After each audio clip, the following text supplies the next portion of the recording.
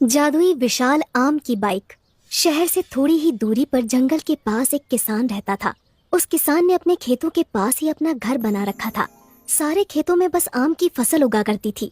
उसे आम बेचकर बहुत ज्यादा आमदनी होती थी और वो शहर जाकर सारे आम थोक में बेच आता था। शहर और आसपास के सभी लोग उसे आम वाला कहकर पुकारते थे।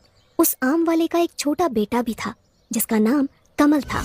कमल शहर में रहकर नौकरी करता था और जब कभी भी उसका मन होता था तो वो अपने पिता के घर आ जाता था, क्योंकि शहर से उसका घर बस थोड़ी ही दूरी पर था। रक्षाबंधन से ठीक एक दिन पहले कमल शहर से अपने घर वापस आ जाता है और अपने पिताजी से कहता है, पापा, मैं रक्षाबंधन की छुट्टी लेकर घर आ गया हूँ और अगले 3-4 दिन तक यहीं रहूंगा। वो आम वाला कहता है, हाँ बेटा, तुम अंदर जाकर आराम करो, मैं जरा खेत देख कर आता हूँ। आजकल रात को बहुत सारे जानवर घुस आते हैं। वो किसान खेत देखने चला जाता है और थोड़ी देर बाद वापस आ जाता है। कमल अपने पिताजी से कहता है, पापा, मुझे लगता है हमें अब आम की खेती नहीं करनी चाहिए। एक तो आम केवल गर्मियों में होते हैं और फिर साल भर इंतजार करना पड़ता है। इससे अच्छा हम कोई ऐसी खेती क्यों ना करें जो पूरे साल भर पैदा होती हो और इससे हमें बहुत ज्यादा आमदनी भी होगी। तब कमल के पिताजी कहते हैं, तुम ठीक कहते हो बेटा, लेकिन मैं आम की खेती नहीं छोड़ना चाहता। मेरे बाप दादा भी आम की खेती किया करते थे। इतना कहकर कमल के पिताजी अंदर चले जाते हैं और कमल सोचने लगता है, अब पिताजी तो आम की खेती छोड़ने वाले नहीं। मुझे शहर जाकर कोई ऐसी दवा लानी होगी जिससे हमारे आम पहले के मुकाबले कई ज्यादा बड़े हो जाएं। इसके बाद रक्षाबंधन की छुट्टियां खत्म हो जाती हैं और कमल वापस शहर चला जाता है। इस तरह समय गुजरता जाता है और अब धीरे धीरे गर्मी का महीना शुरू होने लगता है। हर बार की तरह इस बार भी गर्मियां शुरू होते ही कमल शहर से वापस अपने गांव की तरफ निकल पड़ता है। रास्ते में एक बहुत बड़ा जंगल पड़ता था। कमल जंगल से गुजर रहा था कि तभी उसे एक पेड़ के नीचे संत महात्मा दिखाई देते हैं। कमल अपनी बाइक खड़ी करके संत महात्मा के पास जाता है और कहता है, प्रणाम महात्मा जी। कमल की आवाज सुनकर महात्मा जी अपनी आंखें खोलते हैं और कमल से कहते हैं, आयुष्मान भव। बोलो बेटा, क्या कहना चाहते हो? कमल थोड़ा हिचकिचाते हुए कहता है, महात्मा जी, मेरे पिताजी सालों से आम की खेती करते आ रहे हैं, लेकिन आम की खेती से हमें ज्यादा पैसा नहीं मिलता। आप कोई उपाय बताइए ताकि हम ज्यादा से ज्यादा कमा सकें। तब वो महात्मा जी ध्यान लगाते हैं और उनके हाथ में एक दिव्य जल की मटकी प्रकट हो जाती है। महात्मा जी कमल से कहते हैं, बेटा, ये जादुई दिव्य जल है। इस मटकी के अंदर तुम जो कुछ भी रख दोगे वो जादुई हो जाएगा, लेकिन याद रहे, इसका उपयोग तुम केवल एक ही बार कर सकते हो। कमल वो मटकी लेकर अपने घर आ जाता है और रात भर सोचता है कि उसे जादुई जल का उपयोग कैसे करना चाहिए। तभी उसके दिमाग में एक आइडिया आता है, अगर मैं इस मटकी के अंदर एक आम को रख दूं, तो वो आम जादुई आम बन जाएगा। फिर मैं उस जादुई आम की मदद से जो चाहे वो कर सकता हूँ। और कमल बागीचे से एक आम तोड़कर उस मटकी में रख देता है और सो जाता है। अगली सुबह जब कमल सोकर उठता है तो उस मटकी का दिव्य जल गायब हो जाता है और उसके अंदर वो आम ज्यों का त्यों रखा हुआ था। कमल को महात्मा जी की बात याद आ जाती है, इस जादुई दिव्य जल का उपयोग तुम केवल एक ही बार कर सकते हो। कमल उस आम को मटकी से बाहर निकालता है और अब वो आम जादुई आम बन चुका था। कमल उस जादुई आम को हाथ में लेकर कहता है, मुझे एक बहुत बड़ा आम चाहिए। और देखते ही देखते वो छोटा सा आम एक बहुत बड़ा आम बन जाता है जो कमल से भी ऊंचा था। ये देखकर कमल की खुशी का ठिकाना नहीं रहता और वो खुशी से नाचने लगता है। तभी उसे पिताजी की आवाज सुनाई देती है।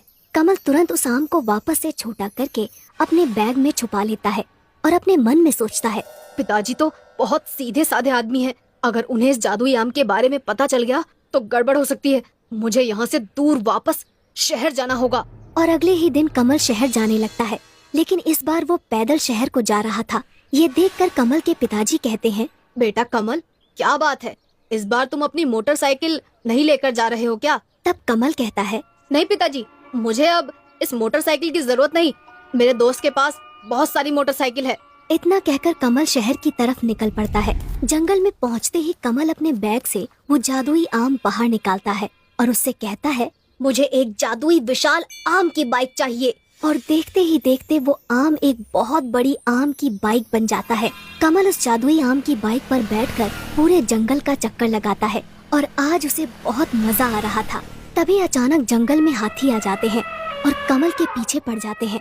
पहले तो कमल बहुत घबरा जाता है, लेकिन फिर वो अपनी आम की बाइक से कहता है, तुम इन हाथियों से भी बड़ी बाइक बन जाओ। और अगले ही पल कमल की आम की बाइक उस हाथी से भी बड़ी हो जाती है। और फिर क्या था, अपने सामने इतनी बड़ी आम की बाइक देखकर हाथी भी डर जाता है और वहाँ से भाग जाता है। शहर पहुँचने से पहले कमल अपनी आम की बाइक को बिल्कुल नॉर्मल बाइक बना लेता है ताकि शहर में किसी को उसके ऊपर शक न हो। शहर पहुँचने के बाद कमल सोचता है, अब मुझे नौकरी करने की कोई जरूरत नहीं, मेरे पास जादुई आम की बाइक है। कमल अपनी नौकरी छोड़ देता है और अब वो दिन भर मस्ती करता था और रात होते ही अपनी बाइक को जादुई आम की बाइक बनाकर पूरे शहर का चक्कर लगाता था। कुछ दिनों तक इसी तरह चलता रहता है, लेकिन एक रात को कमल को उसका दोस्त देख लेता है और कहता है, अरे बाप रे, इतनी बड़ी आम की बाइक! अब मैं समझा कमल के पास इतना सारा पैसा आ कहाँ से रहा है।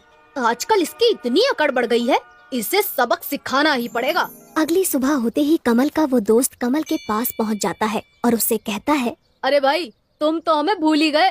तब कमल कहता है, नहीं यार, ऐसा कुछ नहीं है, बस टाइम नहीं मिला इसलिए तुमसे मिल नहीं पाया।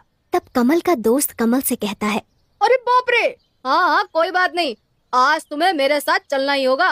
हम दोनों रात को सिनेमा देखेंगे। कमल रात को सिनेमा जाने के लिए तैयार हो जाता है। रात होते ही कमल और उसका दोस्त सिनेमा घर में पहुंच जाते हैं और सिनेमा देखने लगते हैं। तभी कमल का दोस्त कमल से कहता है, तुम सिनेमा देखो, मैं बस अभी आता हूँ 5 मिनट में। इतना कहकर कमल का दोस्त वहाँ से चला जाता है और कमल सिनेमा देखने में व्यस्त हो जाता है। कमल का दोस्त तुरंत अपनी गाड़ी से कमल के रूम पर पहुँच जाता है। वहाँ उसकी बाइक खड़ी हुई थी। अच्छा, तो ये है वो विशाल आम की बाइक। इसी की वजह से आजकल कमल बहुत भाव खाने लगा है। आज मैं इसका किस्सा ही खत्म कर देता हूँ। इसके बाद कमल का दोस्त पेट्रोल डालकर कमल की बाइक में आग लगा देता है और देखते ही देखते उसकी बाइक जलकर राख हो जाती है। कमल का दोस्त वापस कमल के पास सिनेमा घर में पहुँच जाता है। 1 घंटे बाद सिनेमा खत्म हो जाता है और दोनों वापस अपने अपने घर की तरफ निकल पड़ते हैं। कमल जब अपने रूम पर पहुँचता है तो देखता है कि उसकी बाइक जलकर राख हो चुकी थी। वो रोने लगता है और कहता है, मेरी जादुई आम की बाइक ये तो जल चुकी है और मैंने तो नौकरी भी छोड़ दी है। अब फिर से नौकरी करनी पड़ेगी। इसीलिए कहा जाता है कि चाहे जो कुछ भी हो, हमें अपना कर्म छोड़कर आलसी नहीं बनना चाहिए।